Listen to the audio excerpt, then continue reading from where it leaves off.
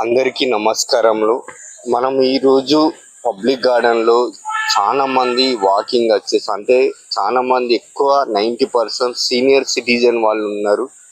అయితే వాళ్ళ యోగా పరంగా ఏంటంటే వాకింగ్ పరంగా ఏంటంటే బ్లడ్ సర్క్యులేషన్ ప్రతి హాస్పిటల్ పోతే ఒక డాక్టర్ ఏమని చెప్తారు, మీరు ఏంటంటే డైలీ వాకింగ్ చేయండి, యోగా చేయండి, మన ఆరోగ్యాన్ని మనం కాపాడుకొని అంటారు. కానీ ఇలా అందరికి ఇంట్రెస్ట్ అని అంటే ఓన్లీ వాకింగ్ చేస్తారు కానీ దానివల్ల పెద్ద యూజెస్ అనేది ఏముండదు.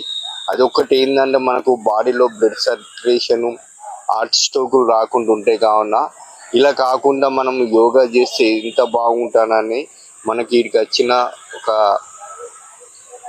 మన ఐలన్ అని మన మంచి గవర్నమెంట్ ఆఫీసరు, ఆయన డైలీ కరోనా కాకముందు దాదాపు ఒక 40 సంవత్సరాల నుంచి వెళ్ళి యోగా క్లాసెస్ చేస్తాను. కావున ఆయనను మనం ఈరోజు ఇంట్రడక్షన్ చేస్తాను.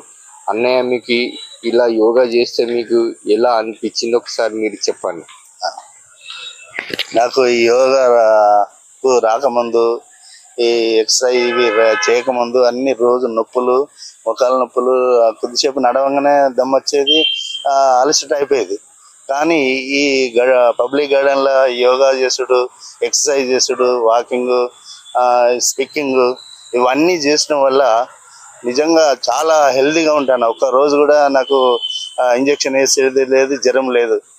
సర్ది ఎప్పుడైనా అవుతుంది కానీ ఒక రోజు 2 రోజులనే ఎక్సర్సైజ్ తోటి అది సర్ది పోతుంది. నిజంగా కరోనా రోగంలో అప్పుడు అయితే నేనైతే ఎంత ధైర్యంగా తీసి, అసలు కరోనా రోగం ఎక్కడిది, అది దానితోటి ఏం కాదని నేను ఎప్పుడు కూడా దాన్ని లెక్క చేయలే. అక్కడికి తిరుగుతూనే ఉండేది, ఆఫీస్ అటు ఇటు తిరుగుతానే, మాస్క్ కూడా కట్టుకుంటూనే ఉండేది అంత ధైర్యంగా. అంటే మన ఎక్సర్సైజ్, మన బాడీ ఎలా ఉన్నదో మనకు తెలుసుకోవాలి. మన బాడీ స్ట్రాంగ్ ఉన్నదా లేదా, స్ట్రాంగ్ లేకపోతే అటాక్ అవుతుంది మన మీద.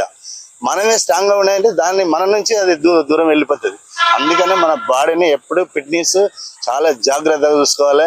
మంచి టైం టు టైం మెయింటైన్ చేసుకోవాలి. ఏది అని మన నిర్లక్ష్యం వల్ల అటాక్ అవుతుంది ఏదైనా. మనం ఎప్పుడు కూడా అలర్ట్గా ఉండాలి.